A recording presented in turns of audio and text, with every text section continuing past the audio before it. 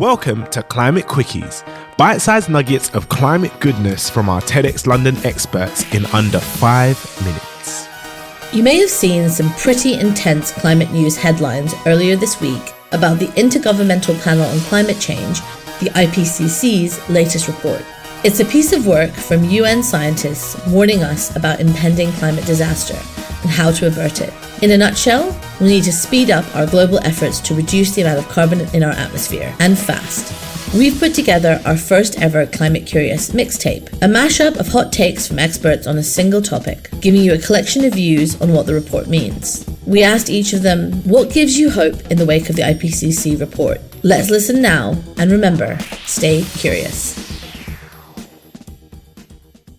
Hi, I'm Mark Dyson, and I work on carbon-free electricity at RMI. The new report from the IPCC is stark, describing, quote, a rapidly closing window of opportunity to secure a livable and sustainable future for all. This reminds me of the statement attributed to the great systems thinker Dana Meadows. If we could ask her, given this dire news from the IPCC, do we have enough time to prevent the very worst outcomes of climate change? She might say, we have exactly enough time, starting right now. The good news is that we've already started. We've already got strong momentum on decarbonizing our power grid, a critical step to decarbonizing our entire economy. So my response to the IPCC report is to recommit to accelerating progress on carbon-free energy, starting right now. Hi, I'm Jessica Kleczka, and I'm a climate psychologist and activist.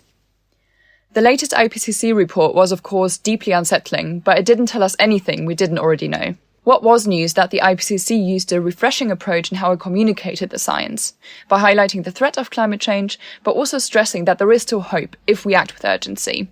What gives me hope is seeing so many incredible movements around the world pushing for change. One of them is the Fossil Fuel Non-Proliferation Treaty, which has mobilized cities, governments, scientists, and even the World Health Organization and European Parliament to call for a rapid and just exit from fossil fuels.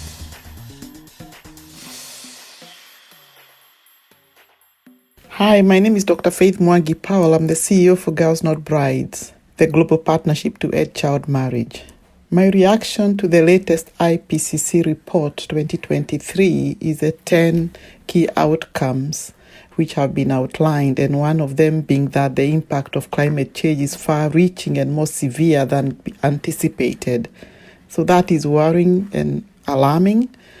But what gives me hope is that recommendation number 3 says that effective solutions can actually help to address some of the challenges we are facing. All we need is more financing. So I think it's a call to action that governments, leaders do more and do better. And especially for me as a CEO of Girls Not Brides, I think it's important that we do this urgently, as so many girls are at risk of child marriage as a consequences of the impact of climate change. Hi, my name's Tessa Khan and I'm the Executive Director of Uplift.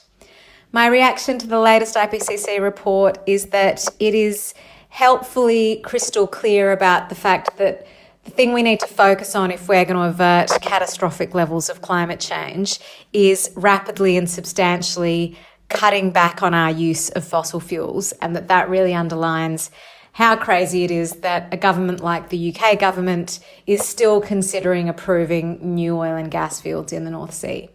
What gives me hope is that there is evidence actually across Europe at the moment that when governments really put their mind to it, they can rapidly speed up that transition away from fossil fuels. It can be done if governments want to do it. It's just a matter of them putting their mind to it and us holding them accountable for that. Hi there, my name is Isaias Hernandez. I'm an environmental educator and the content creator of Queer Brown Vegan, where I seek to promote climate science and accessible education.